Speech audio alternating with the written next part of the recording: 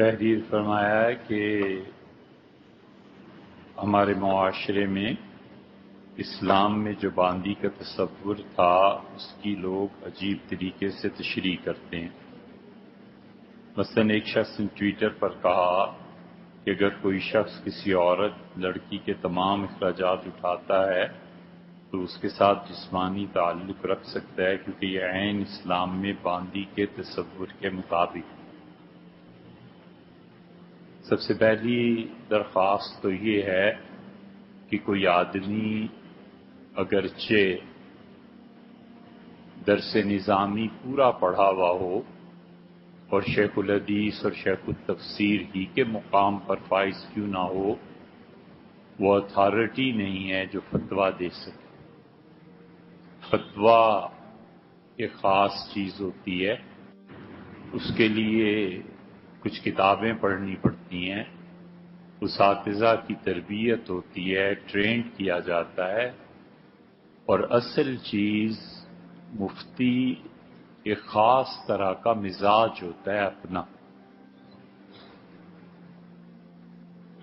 جس شخص کے مزاج میں انصاف ہوتا ہے، اللہ کا خوف ہوتا ہے، اگر وہ دن میں 10,000 جملے بولے تو ایک جملے میں ایک لفظ اس کا پکڑنا مصیبت بن جاتا ہے، ایک ایک حرف کو سوچ سمجھ کے استعمال کرتا ہے۔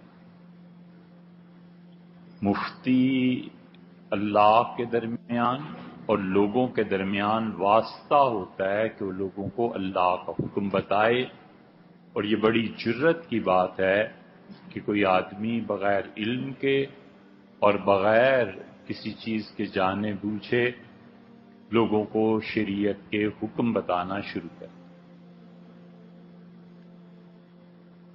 روحانیت کی اور اللہ کے ساتھ اپنے تعلق کی تباہی کے لیے بس اتنا کافی ہے کہ انسان بغیر کسی علم اور تحقیق کے مسائل بیان کرے۔ یہ جو انصاف نے فرمایا ہے کہ عین اسلام میں باندی کے تصور کے مطابق ہے، یہ کہنے والا کون ہے؟ یہ صاحب ہیں کون؟ اتھارٹی کیا ہے کہنے کی؟ ایک ٹی بی کے پیشنٹ کو آپ لے آئیے اور امام کعبہ سے ملا دیجئے کہ امام کعبہ آپ کا علاج کریں گے۔ امام کعبہ کا تعلق کیا ہے آخر ٹی بی کے پیشنٹ سے؟ وہ اگر مفتی ہیں تو فتویٰ دیں، قرات ان کی اچھی ہے تو قاری ہوں گے، حافظ ماشاءاللہ ہیں تو حافظ ہیں۔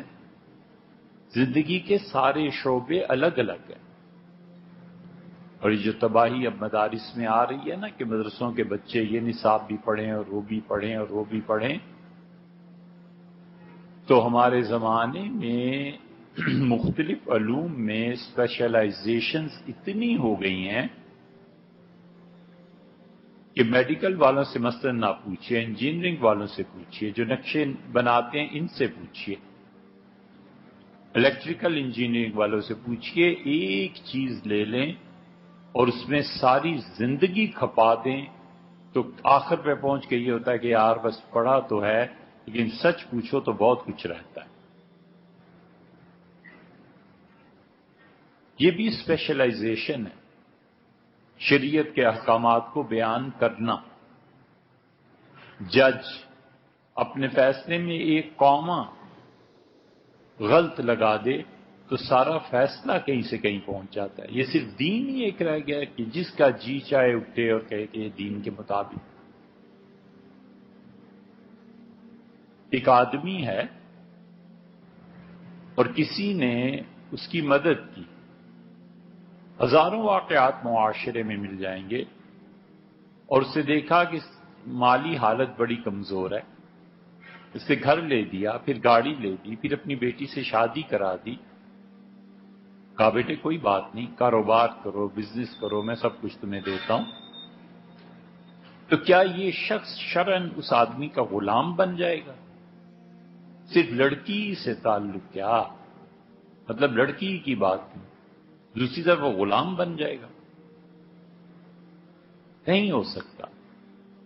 باندیاں ہونے کی دو ہی صورتیں تھیں، ایک صورت یہ تھی کہ بازار میں خواتین بکتی تھیں، مرد بکتے تھے، اس زمانے کے دستور تھے، اس کے مطابق عورتوں اور مردوں کی منڈی لگا کرتی تھی، اور وہ غلام ہی آتے تھے، یہ باندیاں ہی آتی تھیں، اور جس شہر میں جس جگہ پہ منڈی لگتی تھی لوگ جا کے خرید لاتے تھے۔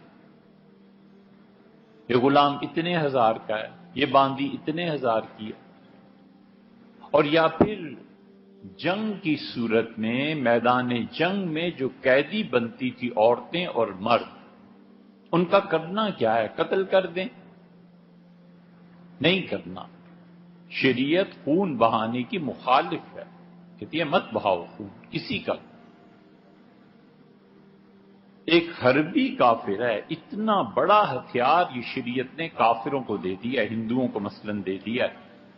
ایک حربی کافر ہے، میدان جنگ میں ہے، اس نے آپ کے 10 آدمی مار دیے ہیں، اور ایک فوج کا افسر کوئی سپاہی اٹھتا ہے اور مارنے لگتا ہے، اور وہ کہتا ہے لا الہ الا اللہ۔ اللہ کہتا ہے چھوڑ دو اس کو، بس اس نے میری پناہ لے لی، اب اس کو کچھ نہیں کہنا، اگر قتل کرو گے تو قتل کا مقدمہ ہے تم۔ اب دیکھتے نہیں ہیں کہ حضرت رسالت پناہ صلی اللہ علیہ وسلم تشریف لائے تھے اور فتح مکہ تھا، تو آپ نے فرمایا اللہ مکہ والوں کو میرے اس سفر کی خبر نہ ہونے دے، حتیٰ کہ میں جا کے انہیں دبوچ لوں، یعنی اچانک جا پڑوں۔ دبوچنے کا لفظ اصل میں جانوروں کے لیے استعمال ہوتا ہے، عربی میں جو اس کے لیے بلیغ لفظ استعمال کیا گیا اس کا ترجمہ کیا ہے، ورنہ اصل میں اردو میں یہ لفظ نہیں ہے۔ تو راستے حضرت رسالت پناہ صلی اللہ علیہ وسلم فتح مکہ کے بعد بیٹھے ہوئے سن رہے تھے کہ اس سفر میں ہوا کیا کیا، کتنے لوگ شہید مر گئے، یہ وہ، اور مکہ فتح ہو گیا، تب کیا پوزیشن کیا ہے، کس کو کس جگہ پہ بٹھانا ہے۔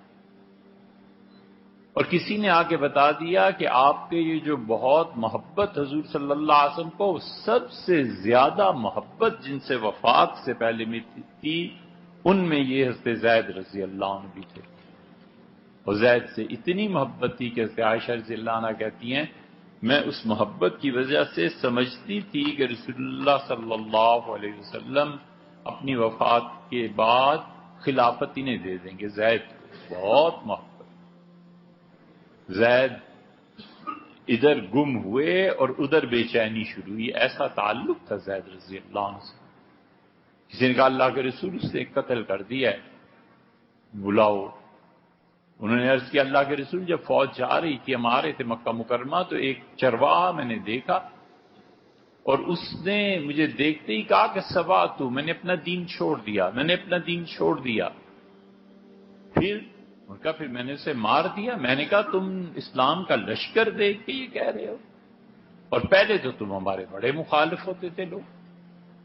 وہ کہتے ہیں خود کہ رسول اللہ صلی اللہ علیہ وسلم اتنی تیزی سے اٹھے کہ ان کی اوپر والی چادر جو تھی وہ گھسٹ رہی تھی، اور آپ اسے سنبھلنے سے پہلے بیت اللہ تک پہنچ گئے، اور دونوں ہاتھ ملتزم پہ جا کے چمٹ گئے، پھیلا دیا، اور ان کا اللہم انی بری مما سنے، اللہ اس قتل سے میں بیزار ہوں، اللہ اس قتل کی میری کوئی ذمہ داری نہیں۔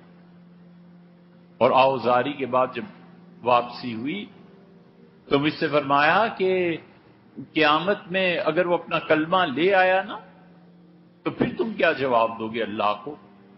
میں نے کہا اللہ کے رسول اس نے دل سے نہیں پڑھا تھا، بار بار فرمایا اللہ شقق کا قلب، تو نے اس کا دل چیر کے پھر کیوں نہ دیکھ لیا کہ دل سے پڑھ رہا ہے کہ زبان سے؟ اللہ شقق کا قلب، تم نے اس کا دل کیوں نہیں چیر لیا پھر؟ اس لیے یہ جتنی باندیاں اور غلام بنتے تھے انہیں قتل نہیں کیا جا سکتا تھا، ان کے لیے کرنا کیا تھا؟ انہیں اپنے پاس اتنا بڑا ہتھیار شریعت نے دیا، کافر نے 1000 مسلمان مار دیے، خود اس کی باری ہے یہ تو کہتا ہے لا الہ الا اللہ، اللہ کہتا ہے اسے چھوڑ، بس یہ تمہاری، اللہ نے فرمایا ہے کہ اسے پناہ دو حتی یسمع کلام اللہ، اسے اس جگہ پر لاؤ جہاں اسے اطمینان ہو، پھر اسے خدا کا قرآن سناؤ، ثم ابلغوا مأمنا، پھر جہاں وہ سمجھتا ہے کہ اس کی جان محفوظ ہے کافروں کے پاس اسے پہنچا کے آؤ۔ وہ سمجھتا ہے واگا بارڈر کراس کر لے، ٹھیک ہے کرا دو، وہ کہتا ہے دلی جانا ہے دلی بھیج، اللہ نے یہ کہا ہے، اتنی امان دی ہے اور خون بہانے کی اتنی سخت مخالفت کی۔ یہ شریعت کا ایک مزاج ہے۔ جب باندیوں اور غلاموں کو قتل نہیں کرنا تو پھر انہیں واپس بھیج دینا ہے، واپس بھیجے تو کافروں کی طاقت اور بڑھتی ہے۔ عقلاً صورت کیا رہ جاتی ہے کہ اپنے پاس رکھو اور ان کی تربیت کرو۔ رسول اللہ صلی اللہ علیہ وسلم بھی یہی کرتے تھے، تیسری جو عقل کی صورت تھی، اور بسا اوقات تبادلے میں بھی قیدی ایک دوسرے کے چلے جاتے تھے۔ یہ ہوا ہے سارا۔ اب یہ جو خواتین آتی تھیں، کمانڈر کا یہ کہہ دینا کہ یہ لڑکی میں نے تمہیں دی، یہ اسی طرح ہے جیسے اس کا کہنا کہ میں نے اس خاتون کا نکاح آپ کے ساتھ اتنے حق مہر میں اور اتنے گواہوں کی موجودگی میں دے دی۔ یہ دونوں جملے ہم وزن ہیں، بس یہ ہوتا تھا۔ اس جملے سے وہ اس کی بیوی کی طرح رہتی تھی۔ یہ کدھر سے آ گیا ہے کہ تمام اخراجات اٹھاتا ہے، لہذا کون سی جنگ ہوئی بھی ہے؟ کیوں خواتین کے حقوق پامال کرتے؟ کیوں خواتین کو تنگ کرتے ہو؟ یہ کسی کوئی عورت سن لے، یہ جو مفکر اعظم کوئی ہوں گے تو طوفان مچے۔ پہلے ہی یہ عورتیں اسلام کے خلاف کراچی کا جلوس اور سب کچھ آپ نے دیکھے، یا کیوں ان بیچاریوں کے پیچھے پڑے ہوئے؟ یہ اتنا بڑا طوفان اٹھے گا، اتنا بڑا طوفان کہ اسلام، دین، یہ سب کچھ ایک طرف رکھ کے وہ کہیں گے ہم تمہارے برابر ہیں۔ اٹھ رہا ہے یہ جو تعلیم ہم دے رہے ہیں نا خواتین کو، یہ آخر پہ انجام یہی ہونا ہے۔ معاشرے میں جو کچھ ہو رہا ہے آپ حضرات زیادہ واقف ہیں، اس لیے یہ غلط بالکل گمراہی کی بات ہے۔ ٹویٹر پہ کہا یا کسی نے بھی کہا ہے گمراہی، حتیٰ کہ کوئی مفتی بھی فتویٰ یہ نہیں دے گا